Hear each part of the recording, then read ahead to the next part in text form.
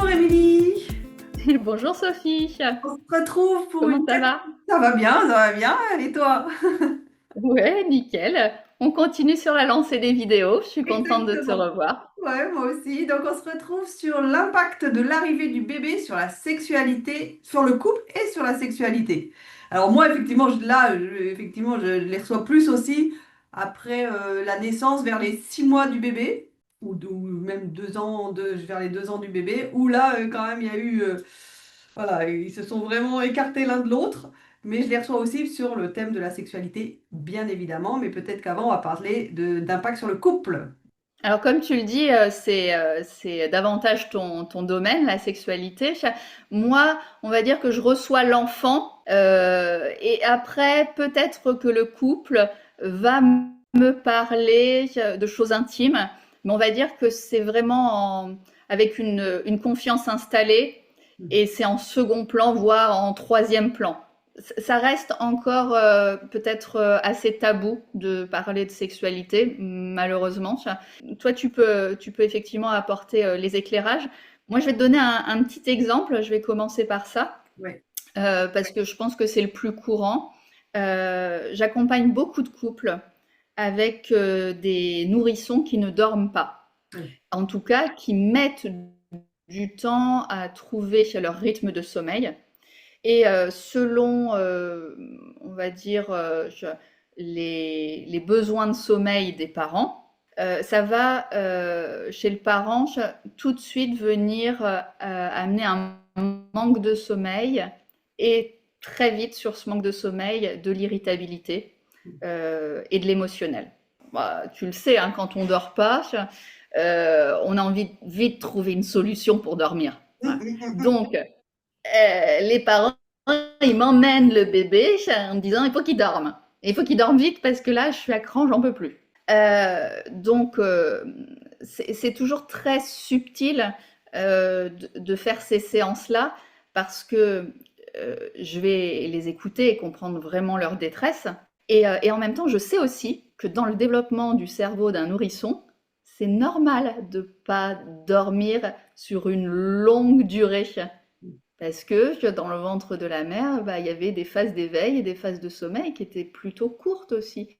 Le temps de rallonger ces cycles de sommeil, bah, ça prend du temps. Et c'est vrai que bah, des parents qui ont vraiment besoin de sommeil ou qui sont d'un naturel anxieux, ils vont vouloir que ça s'arrête tout de suite. Donc, ils vont avoir une forme de résistance. Et ensuite, il va y avoir les reproches qui s'installent. Qui s'occupe du bébé la nuit? Est-ce que c'est la femme qui va se lever? Est-ce que c'est le mari qui va se lever? Est-ce qu'on fait une fois sur deux?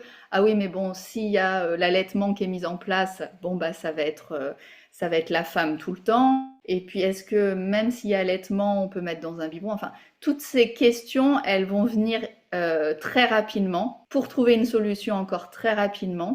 Et au bout de quelques mois, on se touche plus. On est là juste en fait pour récupérer du sommeil et les parents sont dans un mode robotique de dire bon bah dès que j'entends le bébé, ah bah alors là c'est à moi et puis ensuite c'est à moi et c'est à moi. Donc les couples finalement qui ont des enfants avec des thématiques de sommeil, et c'est pas que le nourrisson, hein, là j'ai aussi une enfant qui a des problèmes de sommeil depuis longtemps, depuis longues années, et ben, ils viennent me voir au bout d'un moment en disant bah on est irritable et puis en fait on se touche plus. On n'arrive même plus à se toucher et puis on n'arrive même plus à faire l'amour parce que, un, on est tellement fatigué et puis on est tellement stressé que on n'a plus envie d'aller l'un vers l'autre. On peut même trouver chez des femmes une forme de dégoût, de répulsion, voire de peur dès que l'homme rentre dans le lit. Ça reste assez tabou, mais dans des couples qui me font confiance, on arrive à en parler et ça c'est super parce que déjà de pouvoir l'exprimer et de pouvoir s'entendre dans le couple exprimer ce qu'il ressent et comment il le vit, ça permet à chacun de se réajuster. Donc ça c'est vraiment précieux. Dans cette notion aussi de sexualité, il y a le rapport au corps après, Oui. alors pendant la grossesse et puis après la grossesse.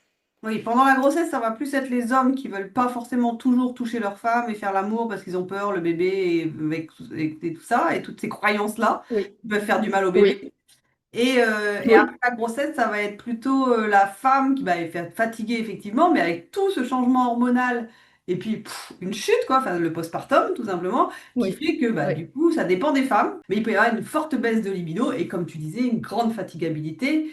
Et puis, si c'est le premier enfant, beaucoup de peur par rapport à l'éducation, est-ce que je vais y arriver, est-ce que je vais pas y arriver? Et bien évidemment, tu as raison, le physique, la femme qui n'arrive pas forcément à perdre ses kilos, qui n'aime pas son corps. Une fois le bébé qui est sorti, bah, le ventre, c'est plus le même arrondi, c'est plus beau pareil, quoi. Donc, et puis voilà, c'est plus ce temps-là, donc on ne voit plus notre corps de la même façon. Et donc les femmes, oui, ils peuvent avoir du mal à même être touchées et toucher cette partie-là du ventre qu'elles aimaient peut-être avant que le mari ou le conjoint touche. Et aujourd'hui, elles n'aiment plus du tout. Donc c'est vrai que, comme tu dis, dégoût, répulsion, et puis cette peur de dire, ah, il va falloir que je passe à la casserole, entre guillemets, même si elles ne le disent pas comme ça, mm, mais tout je à vais fait. exprès d'accentuer en disant, ah oui, vous croyez que vous alliez passer à la casserole.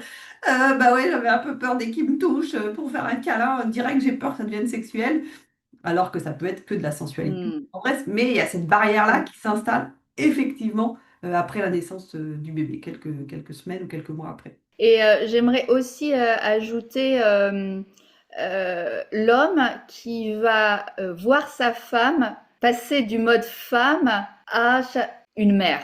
Il y a souvent des tensions de couple parce qu'on voit plus sa femme comme voilà son amoureuse, mais on la voit, ça y est, elle est une mère, et parce que ça me renvoie trop ma propre mère ou l'image que je me fais, l'idée que je me fais d'une mère.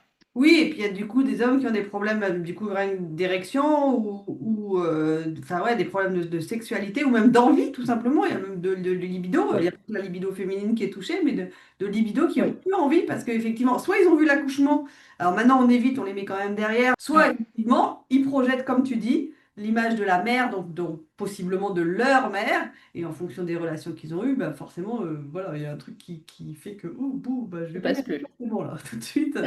Je termine simplement pour dire que toutes ces choses-là, ce sont des mécanismes inconscients. Oui. Et en fait, tant qu'on reste isolé dans sa maison avec ces mécanismes inconscients, ben, on peut pas en sortir. Donc, c'est bien en fait de demander de l'aide. Voilà, qu'on aille te voir sur, voilà, oui, c'est tabou, mais maintenant ça existe.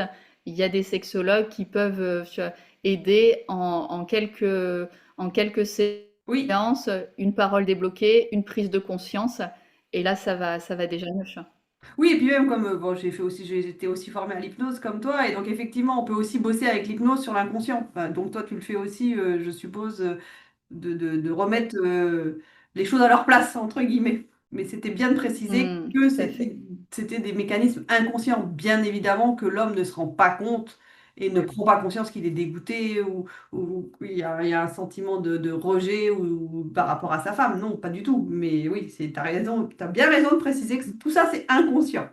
Merci à toi. Et puis de toute façon, on va rebondir dessus dans la prochaine vidéo. Donc voilà, je fais déjà un teasing, comme ils disent là au cinéma. Donc on va rebondir. D'accord, ça marche. Alors, à tout de suite.